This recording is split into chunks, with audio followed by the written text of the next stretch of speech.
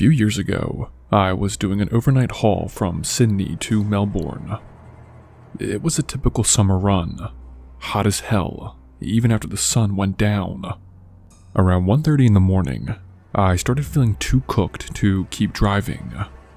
My eyes were getting heavy, the air conditioning wasn't doing much, and I knew pushing on would be a bad idea.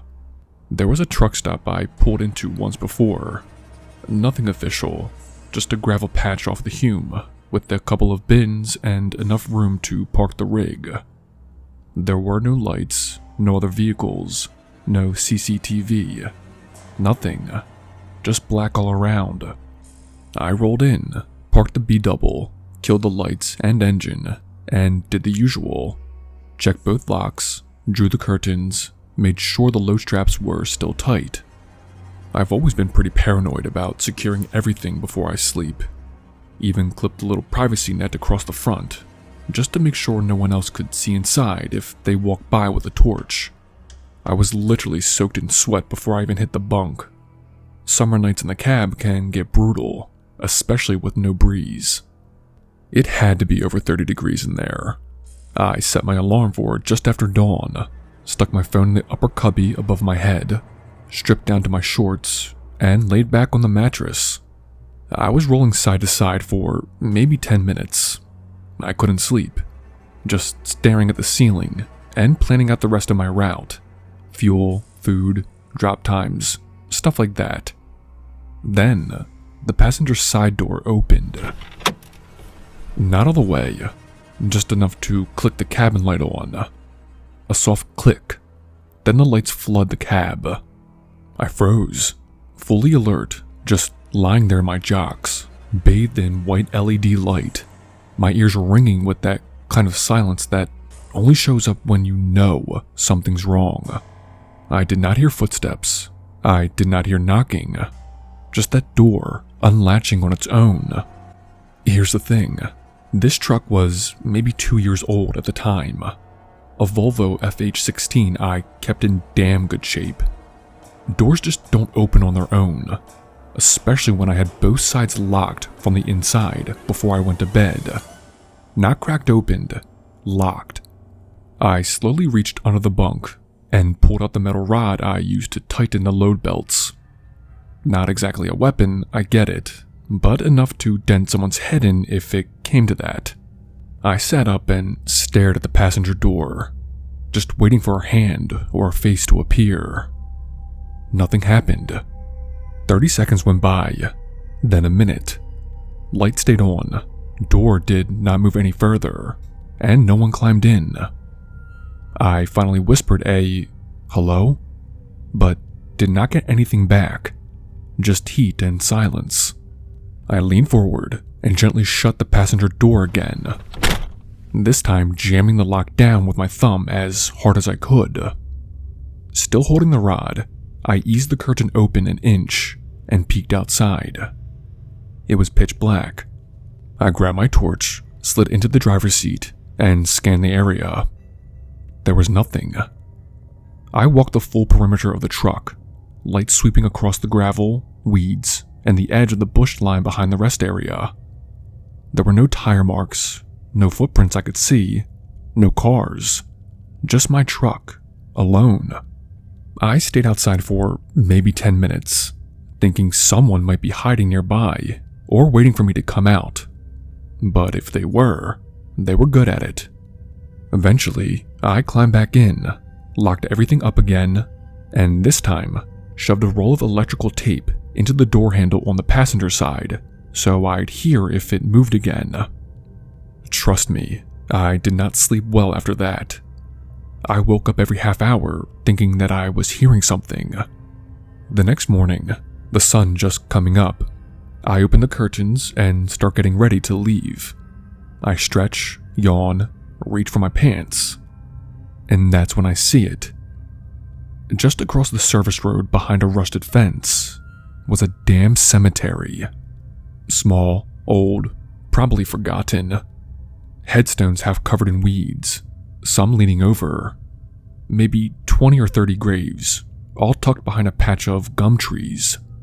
There was no sign for it, no church, No nothing.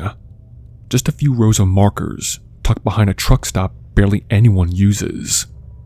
That was it for me. I did not bother with breakfast, did not put my boots on, did not even do the full pre-drive checklist. I tossed on a shirt, fired the truck up, and pulled out of there like the place was on fire. I ate a sandwich an hour down the road and try not to think about it. I mean, I still can't explain it. Maybe someone was out there messing with me. Maybe I missed a car that pulled in and left while I wasn't looking. But I know I locked that door. I know how trucks work. And I know that the light doesn't turn on unless the latch is released. I have not parked at that spot since, and I sure as hell do not sleep near cemeteries anymore.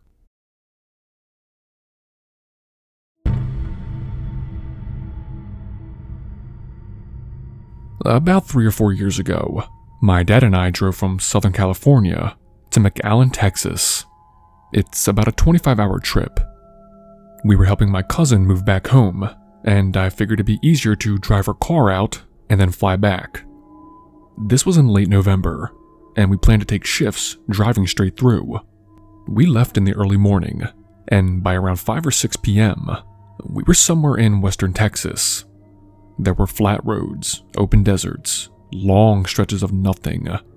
There was still daylight. I was in the passenger seat, scrolling through my phone, when I noticed a white car weaving through traffic behind us.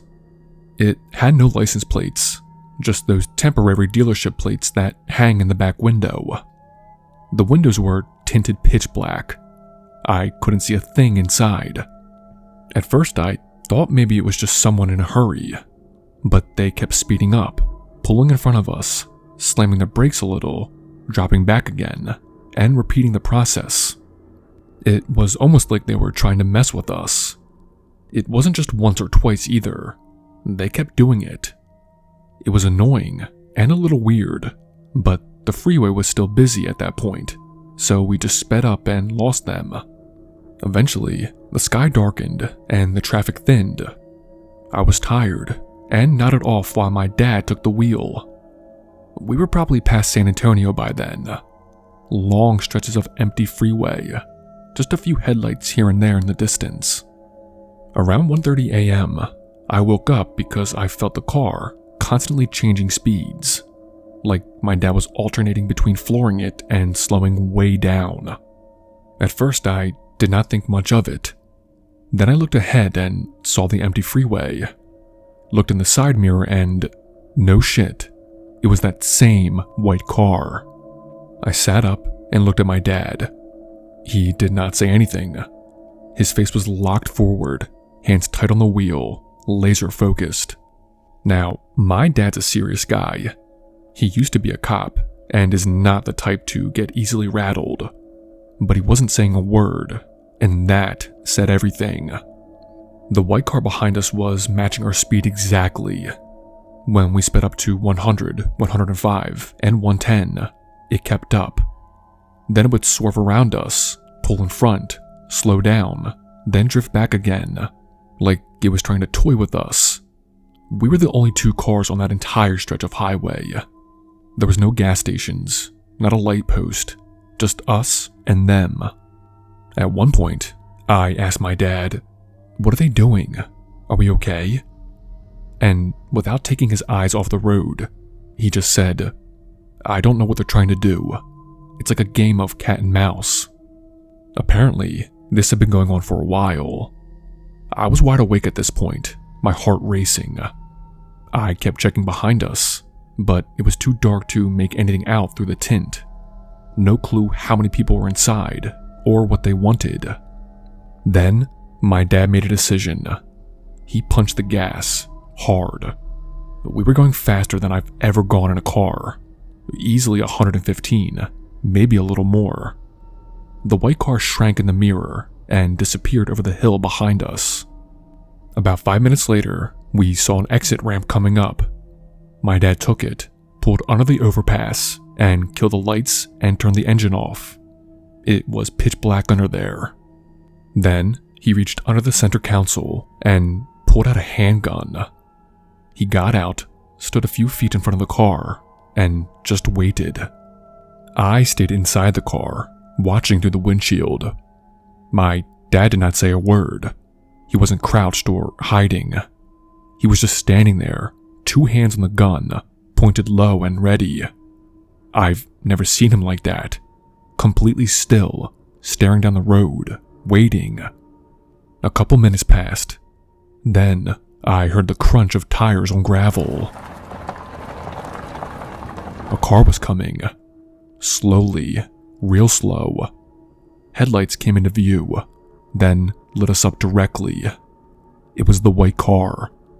They took the same exit and rolled past us at a crawl. They did not stop, but they did not speed up either. Just kept driving down the road toward a small gas station about a quarter-mile down. My dad did not flinch. He kept the gun trained, and his eyes locked on them the whole time.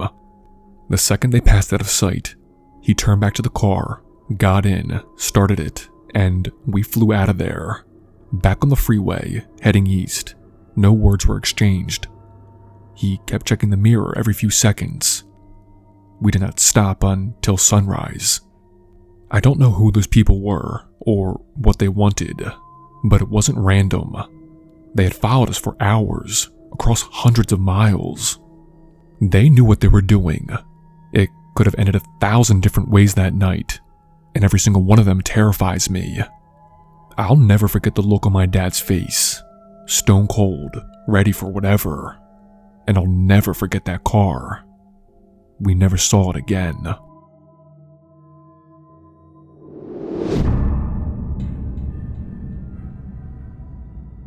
I've been working at a truck stop Burger King off of I-80 for about 2 years now. It's one of those locations that's open late, gets a lot of traffic from out-of-state truckers, and sits just far enough from town to feel isolated at night. I'm 19. The money's decent, the coworkers are mostly fine, and usually it's just the typical weirdos you'd expect at a truck stop.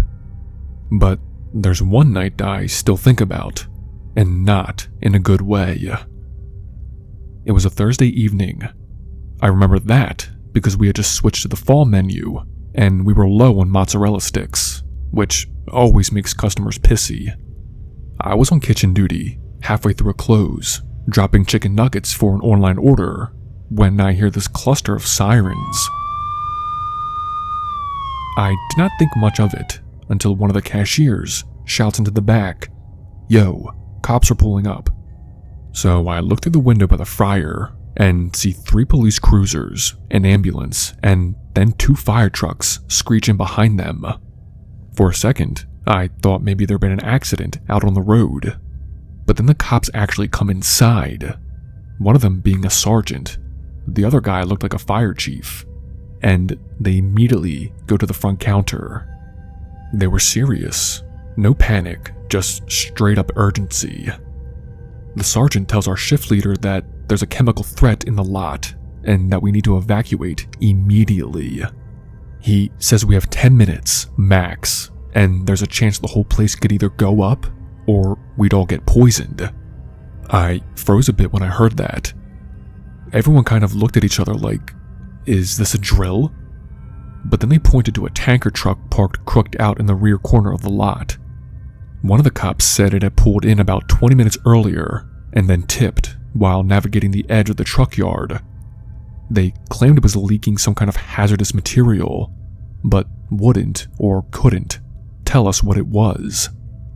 That was the first weird part. The second, the driver was nowhere to be found.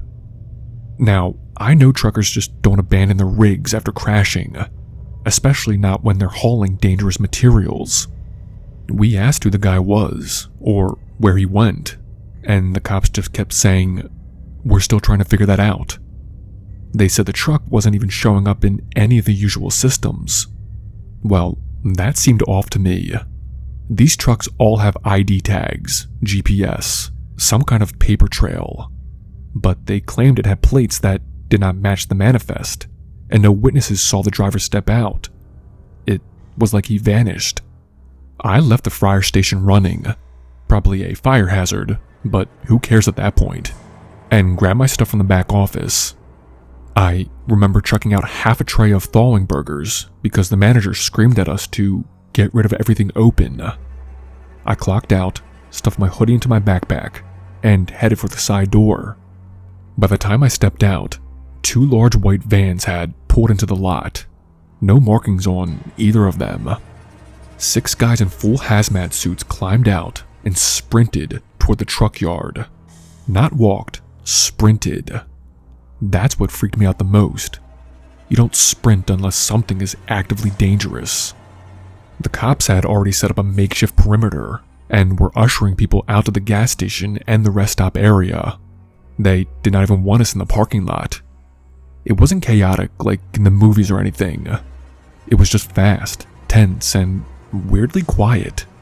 About 10 minutes later, I linked up with 2 of my buddies, D and B, who had come by to hang out and wait for my shift to end. D always brings his drone with him to shoot dumb videos for TikTok.